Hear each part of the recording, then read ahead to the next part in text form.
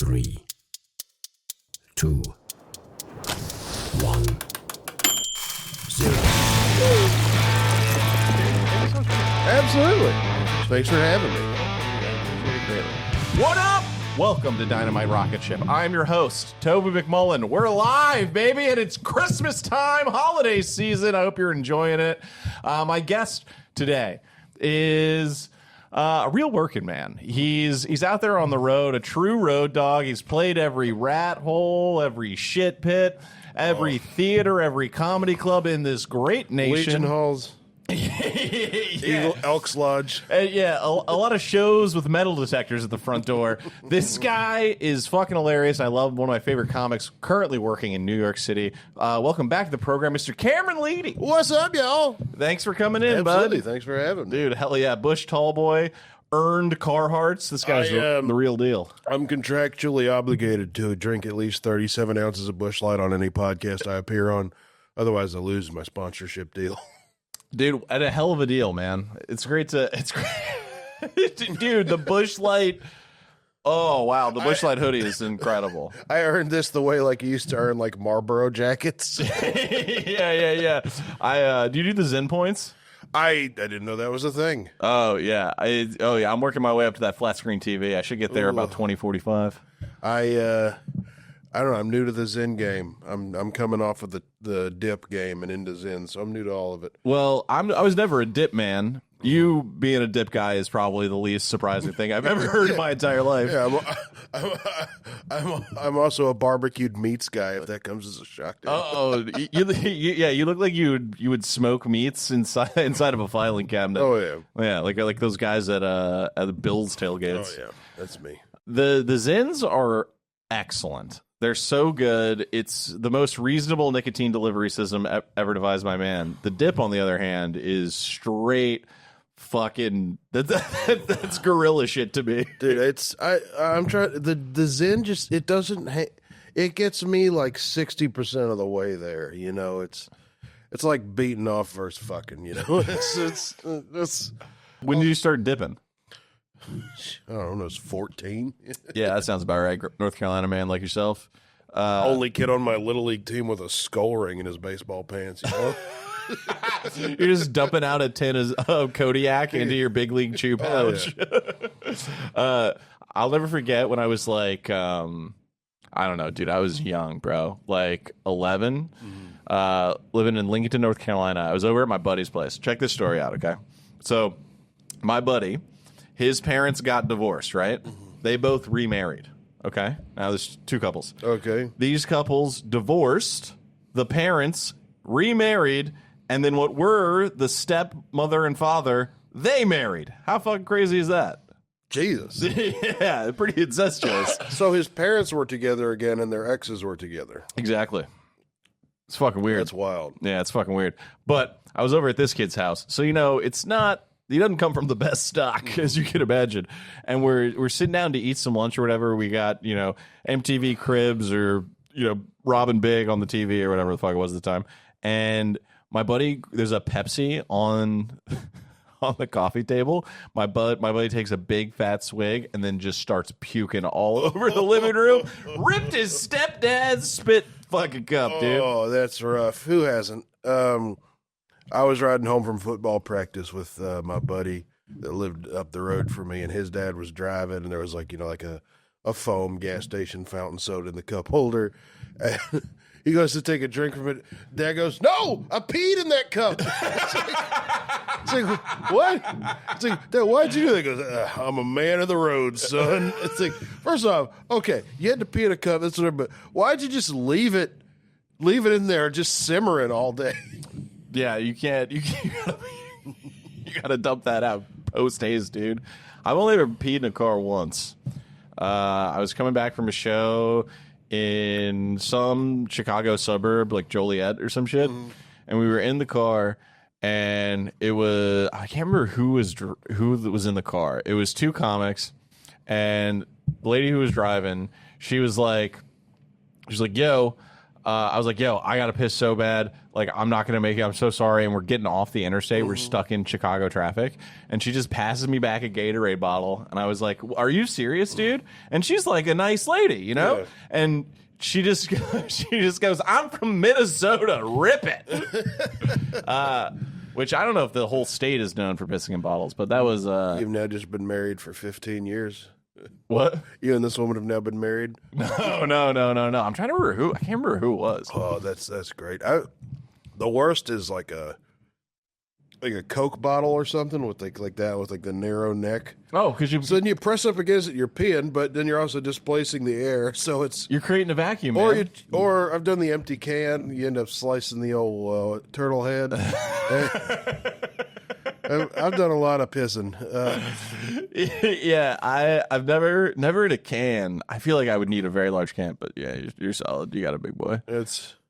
I was advertised this on Facebook the other day, like a washable piss jug to keep in your car. I was like, maybe you should just address the problem if you're getting to that point. You know? Well, I don't know. I think that's just proving that the AI has gotten powerful enough where your targeted marketing is finally accurate. Maybe just that and chubby MILF porn. Yeah, dude. Have you been enjoying your holiday season? I have. I went back to North Carolina for Thanksgiving. I've got a new niece, which is cool. She's 2 months old now, so I've already bought her a pair of Carhartt overalls and a 12-gauge shotgun. Oh, that's great. Oh, is it a little tiny one? No, full size. Oh, let her grow into it. Let her grow into it. I gave it to my brother because I was like, one day she's going to date, and so you're going to need this. Dude, I've never shot a gun I want to so bad. What? Oh, I know. It's great. I haven't since moving here, but that's so when I decided to move here, my brother bought a new house, and we built a room in his house that is one of those where it's the bookshelf, and you do the thing, and the bookshelf swings away. You built a Sherlock Holmes mystery door? And I put a gun safe in there, and I put all my guns in there, and so I go home and I just have conjugal visits with my weapons every few months. Oh, dude, that's the most fucking redneck shit of all time. Those books ain't for reading; they're for hiding the firearms. We don't read. That should have been the first indicator. Yeah. Would you? Okay. So, in terms of your family, would you classify them as redneck or hillbilly? Well, it's kind of. Wait, let me rephrase the question. Well, no, do your family first. Yeah. Go ahead. So, of my immediate family, I'm kind of an outlier because I take more after like my dad's family, my granddad's family. Wait, no, you told me this. You're from an educated stock. Yeah. So my dad and his whole family is like the Ohio River Valley, like Ohio, West Virginia line, farmers and everything. My granddaddy worked for John Deere for 40-something years. But then my dad was like the smart kid that went to Harvard and was a Wall Street guy and then moved to North Carolina. I remember so, I am just ruining all the progress he made for our lineage. So I'd say more hillbilly in that regard. But on my mom's side, my mother's from Staten Island, New York. So on that side, I'm just garbage. Right. Okay. Do you think there is a distinction between redneck and hillbilly?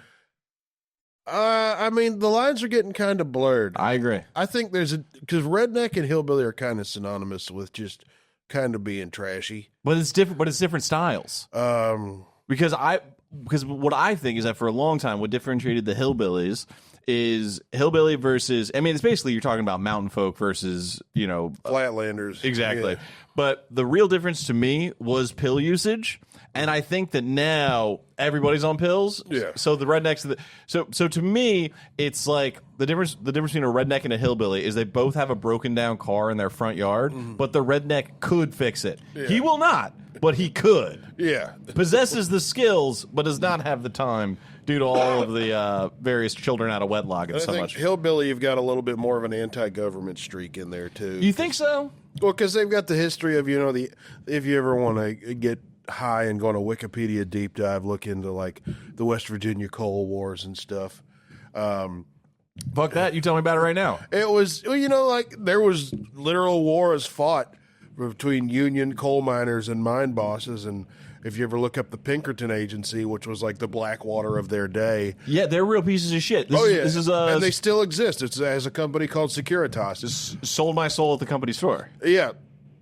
And so I'm like, all these people that are like, not to make this a political podcast, but all the people that their great granddaddies took machine gun fire from Union busters, and now they're all like, "Oh, unions are for lazy pieces of shit." Like, oh, dude, the South is how do I say this? Was synonymous for unions for a long time. Oh, yeah. Especially in North Carolina. My dad did a doctorate thesis, was written on a woman who started out in Scotland, moved to North Carolina, and became a labor organizer in North Carolina, and all of the shit that went down with those guys. So the guys were fucking straight up evil, dude. Yeah. That's what I love about old school NASCAR. I saw this thing where one of like the original heroes of the sport, I almost said Kenny Chesney. That ain't right. Like Dale Earnhardt Sr. or whatever. Another team was their crew was trying to unionize, and they were freaking out about it. And he was like, "I'm not going to pay you. Fucking, you're all fired, whatever." And then Mr. Earnhardt or whoever the fuck ran down to the garage and beat the shit out of this guy. It was like, this sport is built on the back of unions, you piece of shit. Oh yeah. Speaking of which, R.I.P. Greg Biffle. Who's Greg Biffle? Famous NASCAR driver who he died last week when his plane crashed. Oh damn. In like Catawba County or something. Sure. A lot of great names though. I think you got to be born with a good name if you want to be a NASCAR legend. Dick Trickle has to be the greatest name of all time. Dick Trickle is an insane name. Is he the guy who is known for being crooked as shit? Could be. I don't know enough about NASCAR. I should know more about NASCAR than I do. But I just know more about the moonshine side, which we talked about last time. It's true. There's a guy and his name's like Sweetie or something. He's a legend. Yeah. And they're like, they're like 95% of the rules in the NASCAR rule book are because of Sweetie. What? I'd like to see it more because it used to be a competition between the automotive manufacturers, and the reason they called it stock car racing is because it was like supposedly close to what the stock car would be off the line. Like, let me see y'all take a Ford Taurus versus a Corolla versus a Chevy Impala. Put the safety stuff in there, but let her eat. But see, the problem is that the racing happens in the gray areas. Yeah. That's why you got a 10-foot fuel line that holds 5 gallons and shit. Like a fuel line that's like that big in diameter. I can't remember who that was. I know you're talking about. Yeah, that's the guy I'm trying to remember. His name was like Sweet fucking God. It's like Boogie Stink or something. and Stink was out there. So I heard this thing where they had this guy, Boogie Stink, as someone's in their car screaming right now, and you, sir, are correct, and I apologize. DM me. We'll do meth together. Yeah. So this guy, he was racing a Chevy, and he made all these modifications. He was the guy who did the oversized fuel line. He put a basketball in his gas tank, so when they would measure how much was in it, he'd meet standard, deflate the basketball, get an extra 3 gallons or whatever. He made all these slight modifications to his car, right, for like less drag, whatever, made it more aerodynamic. And then he had this, he made this cutout that perfectly matched the car. And then he took a stock, exact same version of this car, the Chevy Impala, whatever the fuck, and then made all those same little modifications and would park it in the parking lot of the racetrack. And when the officials come by and be like, no, you've changed all this shit. He'd be like, no, I got this mold right here. Shows you the thing. Let's go out in the parking lot, see if they got one see if they got one out there. They go out front. It's his fucking car. And he goes, see, it's fucking good to go, dude. There was one guy that they figured it out. They kept finding all these ball bearings around the track after races. And they're like, what the hell? Turns out this guy, because, you've got to be like, there's a maximum, but also a minimum weight. And so to make the minimum weight, he would fill his roll cage with ball bearings. And then when the race would start, he'd pull like a string, and it would open a valve and just dump all these ball bearings all over like some sort of like Home Alone Looney Tunes. Yeah, he's got the 007 car. He's hitting the oil slick and the smoke screen. This guy's fucking all over the place. So it's fucking holiday season here. It is. You been enjoying the holidays? You having a nice time? I am. I don't know. I always say it doesn't really feel like Christmas. But Christmas in New York's kind of fun. You know, everyone's got decorations and whatnot. And I don't know. I bought my girlfriend a bunch of stuff. This was the first year I got all my Christmas shopping done. Hell yeah. So, I mean, it's easy because we all just do it online now. Oh, so it just pulls right up. It's great. It's like the internet knew. I didn't really even have to look. I just kept getting advertised stuff. I was like, yeah, they'd like that. And now you got a nice self-cleaning piss cup waiting under the tree or whatever. See, it looks like a Stanley, but really it's for piss. Oh, dude, that'd be funny. So my girlfriend, she just got back. She was in Japan for 2 weeks, and she was raving about the toilets. I'm just imagining like a Japanese piss jug that's like thanks you for your piss after. Oh, thank you very much. Oh, piss boy. Oh, arigato. Yeah, those Japanese toilets are next level. Christmas in New York is the fucking best, dude. Yeah. Because it's really being propped up by like 5 things. You got the Rockefeller tree, which is great, but I'll never go down there because there's too many goddamn people. Saks Fifth Avenue with their window displays.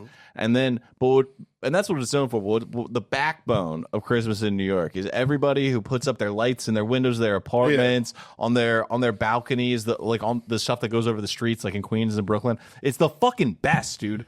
Dude, I had my old apartment when I still lived in Manhattan. I had I'm going to sound like such a corporate shell. I don't get any money from Busch Light. I'm just a big stan. I had a Busch Light neon sign with a whitetail buck on it in the window of my old apartment in Manhattan. Dude, that's sick. And I'd just wrap it with Christmas lights, and I had a light up little red truck with a Christmas tree in it that I'd put under it. Dude, that's great. See, that's great. You got to let the neighborhood know that it's the holiday time, man. I got to say, what I hate, you go out into the suburbs, I hate these inflatables. I think they're dumb, and it just seems like you're phoning it in. I agree. I feel the same way about Halloween. Give me, and the LEDs or the projector lights. Come on, dude. If you're doing projection mapping on your house, you can fuck right off. You get the ladder out. You risk life and limb, like Clark Griswold, our fathers and their fathers before that. I miss I do remember this when I was 6 years old. My best friend Joey, his dad having us up on the roof with him. And I remember even then thinking, I shouldn't be up here. Yes. But we had the big glass bulbs, like the big round bash. Oh, yeah.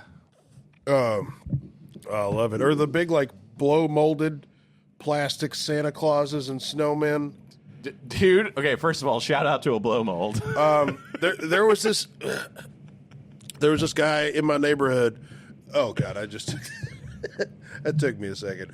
There was a guy down the road from me growing up in North Carolina. He was big in the theater tech department. He lived 3 doors down from the Duffer Brothers, who made Stranger Things. Oh yeah. Him and his dad would do their Christmas lights. It was one of those deals where you'd drive up and you'd change it to a radio station and it would coordinate and stuff. What? You would change it to a radio station that they were broadcasting from their house. Yes. And so it'd play a song that was coordinated to the Christmas lights. Dude. Do. That's so sick. Okay. That's like back in the day when you didn't have the aux cable. And did you ever have the little RF, the little radio transmitter for the iPod that never fucking worked? Yeah. Yeah, you're trying to get some My Chemical Romance cooking, and now you got straight Mexican AM radio coming through. Fucking gets the air tunes. That's the kind of shit that I don't think our generation is going to do. No dads out there we're all just lazy. Yeah, no dads out there. Myself included. I mean, I don't want to do nothing.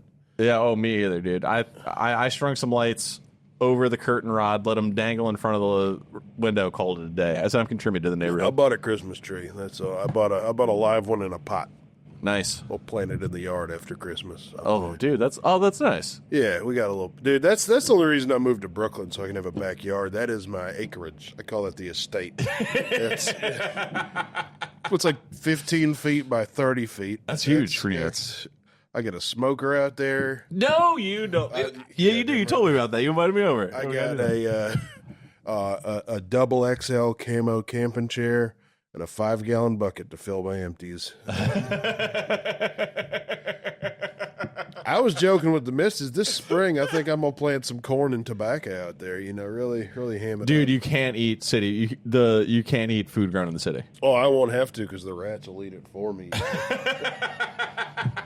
I've been in a battle because, dude, that's the closest thing to deer hunting I can get in this city is trapping rats in the backyard.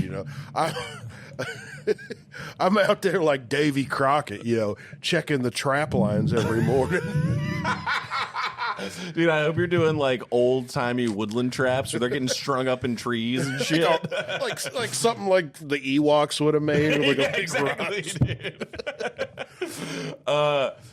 That is so beautiful. I mean, you can really take the redneck out of the farm, and you can take the farm out, whatever the fuck. Doing country shit in the city is excellent. It is, and you gotta just get creative with it.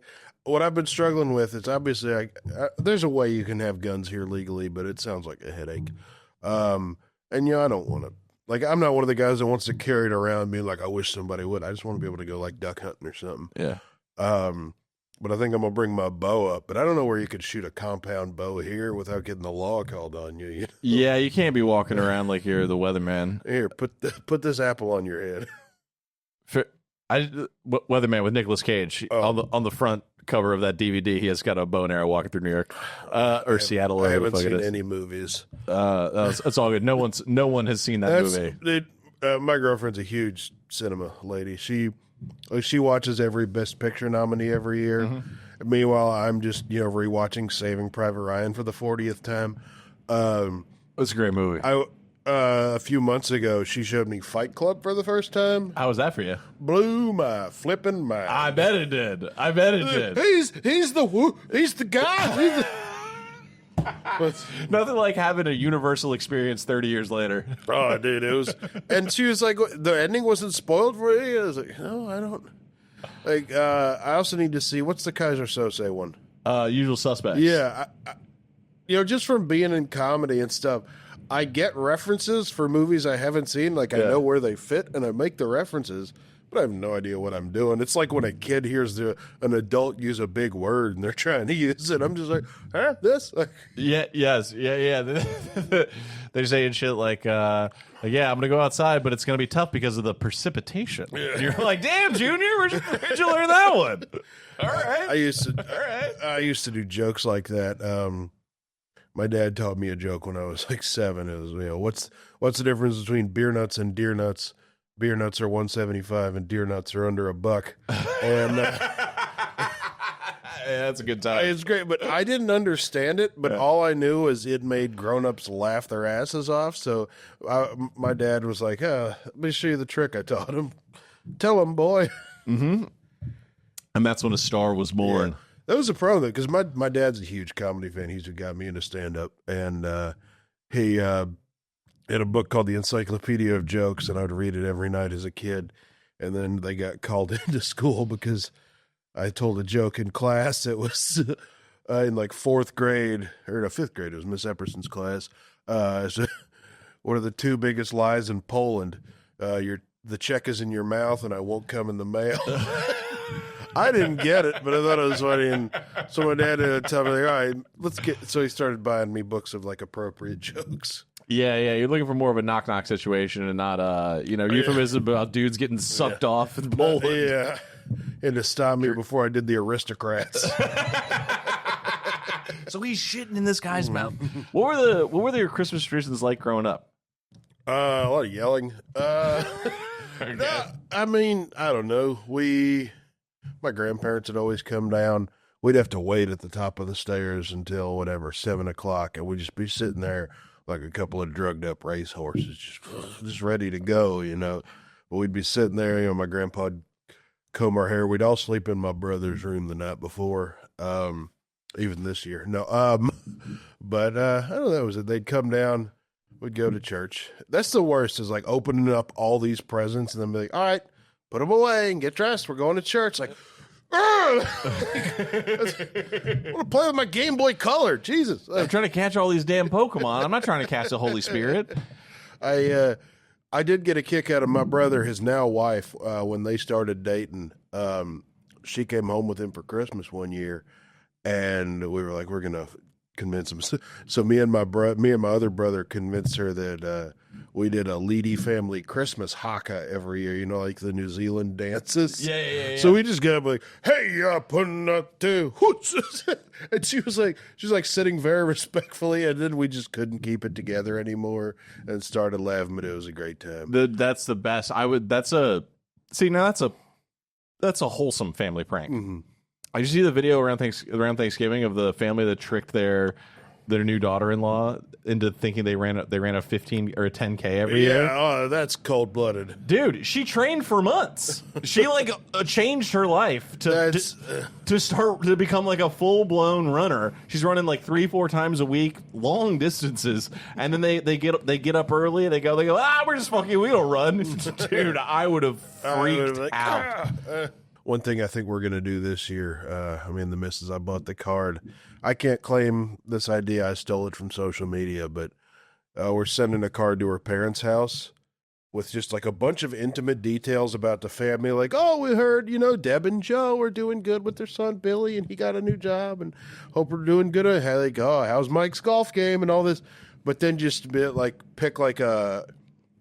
like a stock photo. Yeah. And just be like, from Mike, Sheila, and the girls. Oh, that's a good time. So then they're just like, who is this? We hope you're enjoying your holidays. I'm happy to hear that your PIN number is still 1734.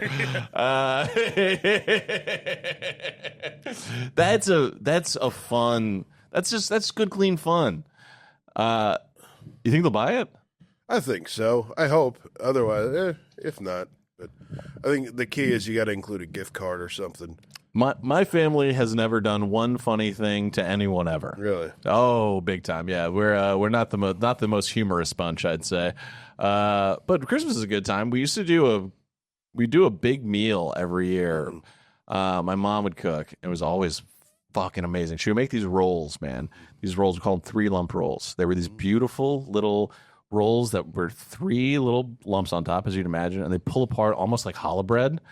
And they were so perfect. And this fucking lady refused to make them any day except for Christmas. Because she was like, because it won't be special. It's like, every breakfast I sat down, I would look at those English muffins like, you should be a fucking roll, you motherfuckers. Some of my favorite Christmases were when I was a fireman. I was a volunteer fireman in my hometown for like 10 years. For sure. And I would always volunteer to do the Christmas Eve into Christmas morning shift because...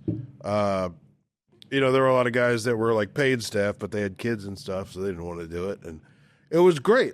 Everyone's like, oh, you're so selfless. But really, it was like, all right, I got to get away from the family, chill and watch movies. And people would always drop by, cookies and stuff. Dude, I bet it was Christmas Eve with the fellas. Oh, dude, those baked goods are coming through. There's casseroles showing up every 5 minutes. Yeah, we'd cook something and... Or they'd all go to bed, and some girl that I was flirting with at the time would be like, "Oh, well, I told my mom that you were stuck working at the fire station. She'd say, you should bring this plate by," and then she'd come by, bring a plate, and that's the first time I had sex on a fire engine.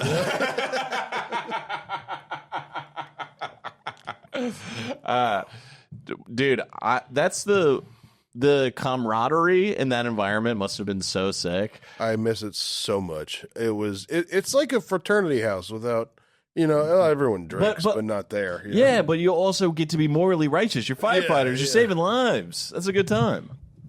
It was great. Sometimes, Christmas, you never really got any BS. Other nights you'll get an EMS call at 3 a.m. where it's some lady going, "Oh, my elbow's been hurting for a week, but I called 911 now." Because a lot of people have this misconception that if you arrive to the hospital in an ambulance, you will immediately be seen. No. It's like, no, you will be dumped out in a waiting room. It's triage. Oh man. You know what the ER fast pass is? Bullet? No, chest pains. Chest pains is shortness of breath. Look at your back, toot sweet. I get worried. They'll be super pissed when you get in there and you go, "I actually sprained my ankle." But I twisted my shit real bad because of the chest pains and shortness of breath. I had an ingrown hair on my leg that. Oh, that'll make you think you have herpes every time. Got infected and turned into this thing, and I couldn't even bend my leg. So I went there, and they were like, "All right, here's they gave me IV antibiotics, and they're like, here's these pills, take these for a week or whatever, 2 weeks. But come back in 3 days, and we'll check on you. So this was back in August. I was like, all right. So I'm taking my go. I wasn't really improving, but I was like, you know what, it's fine. And I was sweating my nuts off at work. But, I work construction outside. I was like, oh, it's just hot. So, all right, well, I wasn't going to stop by the hospital. I was like, all right, well, I've got a girlfriend who cares about me. So she's like, stop by. Like, okay, I stopped by. And then they take my vitals, and I had an obscenely high fever, it turns out. And all of a sudden, they're panicking. Yeah, we need to get you in right now. Fortunately, I hadn't, but I guess I was in danger of going septic from this thing. So I ended up in the hospital for a week. Dude, did you have oh, okay. I mean, that's just the fucking most. Oh man, yeah, it's pussing bad, but I'm getting double shifts down at the job site, so I can't miss it. Oh, I was hoping there'd be a cool drainage or something, but no, they came in and they stabbed the hell out of me a couple times. That's what you really do hope for. If it's any sort of infection, you hope for a real fucking pus situation where they really slip it out of you. But nothing. But it hurt so bad. They gave me some Dilaudid, which only reason I know is because that's what whenever we get we call them drug seekers, the junkies that call 911 trying to get pain meds. Mm-hmm. They would always be like, I'm allergic to everything but Dilaudid. That's what's known in the community as the golden ticket. That's that good shit. He injected it 4 minutes later. I was like, you could cut my leg off right now. I don't care. Yeah, dude. The Dilaudid, that's the holy grail of fucking opioids. Man. But, I was I came for this, but then, I was in Lenox Hill. I came for the infection. I stayed for the Dilaudid. I had a roommate, this Hasidic gentleman, whose wife did not leave his side and was very rude to all the staff. He had what's called anal fistulas, which is just where you get an infection that starts building tunnels through your shit, through your body. And it's hearing about a Jewish guy having tunnels in him is hilarious. But sure. But he was like, I was just trying to squeeze in a fisting joke somewhere. I was like, anal fistulas. That's what I've seen in some nightclubs where they do that. But he was like, stupid. Or they were talking to the doctor. He was like, yeah, a lot of stuff was coming out, but when it turned green, we decided to come in. I was like, that's what your threshold was for seeking medical attention. Oh, if green stuff coming out of you, then I need to go to the HR. I need to go to the ER every time I eat pesto chicken. Hey. Look out, huh? That's like if you drink green St. Patty's Day beer and you end up pooping blue the next day. Okay, that's never happened to me. You need to look at your diet. If you're shitting blue, dude, no, you get you're pinching off Smurf turds, dude. Or you gotta do something. We did a party in college and we were dyeing all the beer green. Yeah, and so all that dye goes somewhere. Yeah. So the next day, it's have these weird green blue poos. This is now a podcast. Hey. Oh, dude, it happens all the time. Unfortunately, I can't help it. It just is where it's funny to me. It is what it is. Poop is funny. Are you? Just take a hard left back into Christmas Town. Are you and your lady? Are you bringing any old traditions into the fold? Are you guys making new ones? What are you doing? We started a new thing. This is our second Christmas together. I buy us a little ornament every year. Nice. And then, for the whole week of Christmas, I don't hit her. No, I never hit her, but I don't know, because we're going to do, this is my first time living with a significant other. Yeah. So we're going to her family, Christmas Eve. We're going to stay up there the rest of the week, but tomorrow we're going to do our own little Christmas. Oh, that's adorable. What'd you get her? I got her a bunch of stuff. I got her. She's a huge comedy fan. Yeah, especially sketch comedy. Why is she with you then? Look out, bro. But so I got her this poster this artist made, which is kind of cartoonish drawings of all these notable characters from SNL. I got her that. I got her a lot of. You know what La Crusade is? No. It's like a very expensive line of kitchenwares. Oh, yes, I do know that. The enameled cast iron. Dude, that shit is fucking sick. Yeah, that's like Snap-on for women. It's expensive. We don't know why, but apparently they need it. No. It's unbelievable. It's like the heating surface is like perfectly even. It retains heat really well. She's gonna be whipping up some nice meals with that shit. Dude, that's the life hack. If you take anything away from my dumb, obese, drunk ramblings today, is if you buy your woman some sort of kitchen gadgetry, she will she will use it to make you delicious things. Oh, hell yeah, dude. You get a standing, make sure you got cinnamon rolls coming up too, sweet. Well, she's already got the KitchenAid. So I got her, and she got there's different colors, so she's got all the red Le Creuset stuff. So yeah, I just got her more to add to her little Pokemon collection. That's great. Got her an electric blanket. Dude, okay, so I got my lady an electric scarf, bro. What? Dude, it's unbelievable. It's like if everybody do this, they'll love it. It's a use code Toby. Well, the advertisers aren't exactly knocking on the door these days. That's okay though. We soldier on. So it's exactly the same. It's electric blanket technology on the go. This stuff is unbelievable. It's like a nice, soft, cool scarf, and it's got a thing on the inside where it just heats your neck. You throw a little power bank. It's got a little hidden power bank sleeve. It's fucking awesome, dude. Sweet. Changes the game. I also got this, TWA, their old airlines. Yeah, hell yeah. I got a print of. They've got this cool old Art Deco poster. Yes. Of Times Square with a jet and all this. It's it was an advertising poster, and we saw it on Antiques Roadshow, and she was like, "I want that." Just keep. I used to be so bad at this when I was dating girls.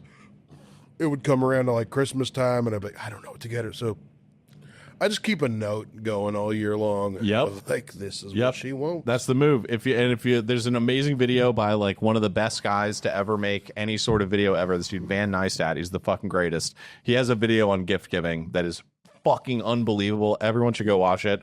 Just punch in Van Neistat gifts. It's so good, and it's exactly that. It's just take a note, make sure it's the Le Creuset shit. Don't pull up with the Aisha Curry set, which is fire. You got to get the Le Creuset. You got to get the right one. Yeah, leave the Patti LaBelle stuff on the shelf. Yeah. She doesn't need Nick Sirianni tongs or whatever. But that shit is so fun when you nail it, and you nailed it. I did. I gave this to her already, and she loved it. But I did. I took some scrap pieces of machinery at work, and I made a little statue. I welded a little statue of her dog. Yeah, and it's a big hit. I like making stuff because it doesn't cost me money, dude. And that's gonna be your favorite thing. That's gonna be your favorite thing. That's the thing. If you can make anything, it's huge, even if it's shoddy. How's your welding looking? I'm a mechanic before I'm a welder, so it's I live by the mantra that a grinder in paint will make the welder I ain't. I welded a skate rail in high school. That was the only thing I've ever welded. It's incredibly satisfying. Oh, it's so much fun. That and a plasma cutter. You ever get around a plasma cutter? I've fooled with them a little. I'm more of a torch guy, but yeah, I've never used a torch that was hot enough to actually cut through anything. Oh yeah, give me an oxyacetylene, the fire breathing hacksaw. Dude, those things are fucking awesome. Oh yeah. That being said, I've set myself on fire quite a few times. Yeah? Yeah, or a piece of slag goes down your boot. You're like, ah. Yeah, I've never had that. I've set myself on. The only times I've ever been on fire were, for the most part, I got a 99% hit rate for intentionally being on fire. You set yourself on fire for a party or something, didn't you? Or I set myself up for a sketch. I lit my arm on fire. I used to be real big on a light and a fart on fire. It always kills. It's a good time because it's one of those things that everyone's like, I've always heard about it, but I've never seen it. Now because of the internet, everyone's seen videos. Yeah. But back in the day, you could really throw a bic back there and get a party started. Yeah, I miss the pre-internet and smartphone days where you had to learn shit from people, or for me more so it was just being able to bullshit people at a bar without them immediately looking it up and calling you out. Me and my brother were at a bar in Alamance County, North Carolina, and we're talking to these two guys, and we told them that we were we were scouting out a location for a Google server farm. And this guy gets all excited. He gives me a business card. He goes, I can help y'all out. I can build anything out of rocks. He gives me a card. He goes, you need something built out of rocks. You call this number. You ask for Wayne or Yank. I'm Wayne. He's Yank. I like that they're not like, and they don't mean we own a quarry. They mean, no, we'll build it for you out of rocks. I'm just picturing it like, yeah, I'm picturing like like cement, like brick cement. Third Bush Tall Boy, a new lap record for the program. Hell yeah. Speaking of Bush, shout out to the Bush, winning Challengers Cup 3, Mook, Sass, Jerry, the boys. Hell yeah. and just chicks with bushes. Shout in, dude, hashtag unshaven. That's great comics out of Chicago. They started a Call of Duty team. They don't play on it, but they own it, and they just won this big tournament. Shout out to those boys. Oh, dude, they show up to the competitions like racehorse owners. Yeah, I would do that. They live stream. They live stream every time their team plays. It's awesome. I've been wanting to do, if I ever get successful, just like sponsor like a dirt track race car. Just have my face on the hood, like. Oh yeah, dude. It's not Cameron Leedy and just you. Yeah. Not. That's Hannibal did that for a UFC fight one time. Just hear that driver in the interview. Well, the Pennzoil Golden Corral Cameron Leedy Chevrolet really held it together for us tonight. And, you know who's a big race car dude that I was surprised? Shane Gillis. Oh, sure. Dude yeah. loves him some racing. Definitely. Yeah, It's like every time I've met him, it's the only thing we end up talking about is like dirt track racing. I don't know shit about it. I mean, I've been to the Indy 500. That was sick. I've never been to a NASCAR event. I would love to go see NASCAR. I was in college. I was a security guard at the Kansas City Motor Speedway. Oh, sick. I was in a fraternity in college, but we were all poor. So instead of doing like paying dues like a bunch of rich kids, we would be security guards for like 2 events a year, and that would cover everything. And I think her name was Miss Debbie, the lady that ran the whole thing. She was kind of sweet on me. So she would let me get like the gravy job. She'd give me a golf cart, and I'd be in charge of the infield campground. Sick. So I'd just ride around in my golf cart. I'd see some dudes like just chilling, and I'd go, hey, you guys are doing all right. You're keeping the noise down. We appreciate that. I'm just here for a mandatory cooler inspection. Right. And I'd open their cooler. I'd take like 3 beers out of it. Yeah, see these? I got to take these back to the lab for testing. No one ever got mad. They thought it was hilarious. No, that's just good, clean fun. Plus, if you know security's drunk, they know they're not going to fuck with you. So you work during the day. We worked overnights. Oh, nice. Okay. That's those people who camp out at those, they really go for it. Oh yeah, that is their. I mean, like the people that buy like an old school bus and make it like their rig for it. Those race campers put every NFL tailgate to shame, dude. Oh yeah, those guys go so fucking hard. I was so blown away at how the Indy 500 had the environment of a music festival. Mm-hmm. I mean, it's such a good time, and I would love to see what it's like on the NASCAR side of things. Do you watch the Formula One stuff at all? No, I have beef with Formula One. My parents lived in this apartment building in St. Pete, and St. Pete does a F1 race through the city every year. Okay, so this was the first year that they were doing it. So my parents moved into this unit, and it was right on the corner, and it looked right down on the street. And every fucking year, that street there was a turn that went into there was a small airstrip for like little like Cessnas and shit that they would use as one of the big straightaways, and then they had a little hairpin turn, and they'd rip out of that, and then there was another straightaway, which was my fucking street. So they start practice like 2 days before the race. So from 8 a.m. to 5 p.m., you can't hear in your fucking house because you've got dude, you have fucking airplanes flying because these aren't cars; they're fucking rocket ships, and they're just going every 5 seconds. Dude, It's got to kind of be cool as fuck, though. It was sick. Somewhere in some dump, there's a Nokia flip phone with the sickest clip of me walking out onto the balcony and then tipping the phone over, and you seeing this fucking these cars whipping by. But it was like That was a solid race car noise. Thank you very much, dude. I got one or two Dan things. Soder of race car noise. Yeah, dude. The first hangover I ever had, I was like maybe 15 or 16. There was this one little bodega in downtown St. Pete where the guy would sell his beer, and his whole thing was he would sell you underage, but he would only let you get 6-packs. If you tried to get a case, he'd be like, buddy, no, too much trouble, because he'd know you get out there, you get fucking blacked out, you might rat him out. So I got like a little 6er of Bud Lights, pack Camel Blues, like you do, and got 6 beers at 16. I was fucking shithoused. So I wake up the next day to these cars going 200 miles an hour past the apartment, just going, and I woke up and it was like it. It was like it was like Arnold Schwarzenegger was. That's not who I wanted to say. I wanted to say Andre the Giant. It was like Andre the Giant had stuffed his hands through my skull and was squeezing every last ounce of liquid out of my brain, dude. I woke up screaming. I thought my parents had the windows open. And they were like, "No." My dad came in wearing earplugs. He was like, "No, dude, we get the fuck out of here, Dude."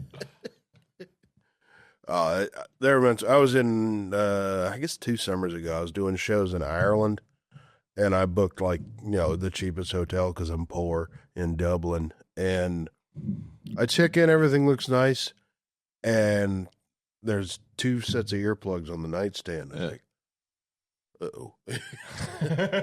So I go out there, I'm drinking, carrying on all night, and then I get home, I'm ready to go to bed, and it's just... It turns out the reason is because this hotel is above a live music venue that goes all night. Yep. And so I put the earplugs in. I couldn't. So finally, I was like, fuck it, let's power through. And I just went down and partied at that place until it closed. That's what you have to do, dude. I had a similar experience in Vegas. If you walk into your hotel room and there's no phone to call the front desk, and instead there is a set of earplugs, you're in a bad fucking hotel, dude. You're in you'd strap in, because motherfuckers are going to be raging, dude. Nice. Your parents still live in St. Pete? No, they live in Charlotte. Okay. I lived in Tampa for a little while. I'm glad you made it out of there. Yeah, well, I was in construction management, so they moved me around a bunch. I built a thing called the Selman Expressway in Tampa, and it was terrible and horrible. I gotta say though, Tampa was my favorite place. I lived in Florida. I lived in Miami, Key West, Orlando, and Tampa. All shitholes. Exactly. But for different reasons. Because Miami is like, it's the haves and have-nots, right? Miami's like the Dubai of America. Yeah. Because it's just the hyper-rich, you have supercars running around, fake asses as far as the eye can see, cocaine lifestyle, and then just the poorest of the poor. Yeah. So it's a fucking real weird split there. It's like the Indian caste system. And then Orlando, Disney runs the show. It's fucking terrible. Then, where was the other one you said? Key West. Key West is a fucking nightmare for its own, and you can confirm it or not, but it's because it's a tourist trap. Yeah. And the only people who live there are just leather-skinned, sun-cooked pillheads. Or it's like Alaska. It's people that's the farthest they could go to try and run away from their problems. Yeah. Orlando, though, was like, I was a single, 25-year-old guy living there, and all the dating apps is just like chicks that work at Disney or Universal. And the amount of people that work full time at Disney World and then on their days off want to go to Disney World. It's like, I don't think there's enough therapy for what you got, That's so sick and so twisted. That's like people who hang out at their restaurant job on their day off, bro. I did go to like 50,000 times worse. I did have an annual pass for one theme park there. Excuse me. I had an annual pass for Gatorland. What's Gatorland? It is a gator-based wildlife amusement park. And you go, they have shows, gator wrestling, the Jumperoo show where they hang like a half a chicken on a clothesline above the water, and these gators jump out and they grab them.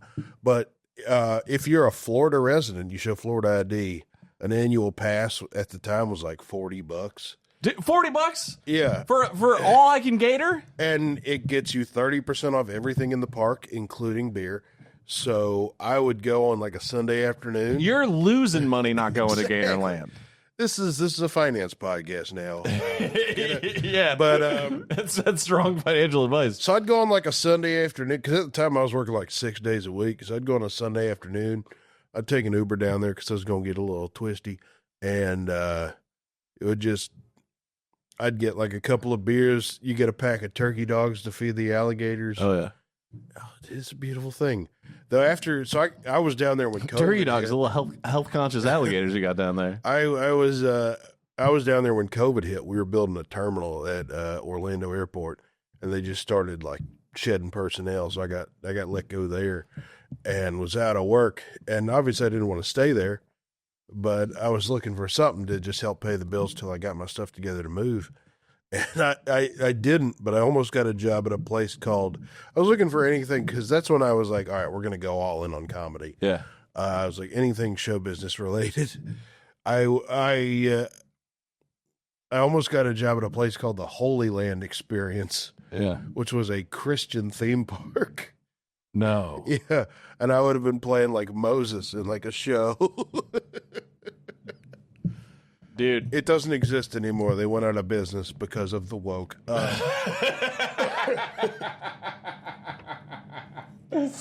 Yeah, I would imagine running a Christian theme park would be a fucking tough sell these days, dude. Well, I don't know. You go up, you ever been to Gatlinburg? No. It's the Myrtle Beach of the hills. It's just all that touristy, chintzy shit, Ripley's Aquarium and all that. But they have the Ark experience where they actually built an Ark, like, I guess to prove it could be done, but they used like cranes and forklifts and stuff. It's like, well, no, I didn't have those. Yeah. If you're going to build an ark and I pull up, it better not, I don't want it to be some sort of flat earther experience. We're trying to prove some fucking harebrained theory. I want to see two of every fucking animal. And I mean two of every animal. I want to see Pandas, sea otters, river otters. I'm mostly there for the otters, if we're being honest. It's the cutest animal on the entire planet. They got little hands. I told you, my girlfriend was just in Japan. She went to an otter cafe. No way. The otters come out and you can play with them. Okay, I don't want to mix food and otters, because I do think they're probably quite dirty and gross. They're swimming around in toilet water all day. Any aquatic mammal stinks. Like, they smell like shit. Yeah, it's tough. I mean, sea lions are so cute because there's the dogs of the sea. I mean, you look at their faces, the fucking smell dog. like hammered assholes. Yeah, big time, dude. Big time. Guys, thanks so much for tuning in. Please subscribe, drop a comment, leave all that, like the episode, all that stuff. Thanks so much to my guest, Mr. Cameron Leedy, for coming Absolutely. in. Thanks for having me. Let's do this again. Dude, anytime. Social media? Just Cameron.Leedy on Instagram. I got a podcast coming out. We're recording, should be coming out in the next couple of weeks. Corn Fed, me and my buddy Zach Braviette, just a couple of country boys trying to make it in New York City. Hell yeah. Otherwise, look for me coming to a Elks Lodge near you. Hell yeah, dude. And good luck on your urban farm. I hope that your tobacco and cotton and whatever the else you grow back there goes well. I love you, buddy. Fucking happy holidays. Absolutely. Happy holidays to you guys, whatever you celebrate out there. Joyous and prosperous Kwanzaa to all of you. Yeah, hell fucking yeah. And I'll catch you guys in a week. Later.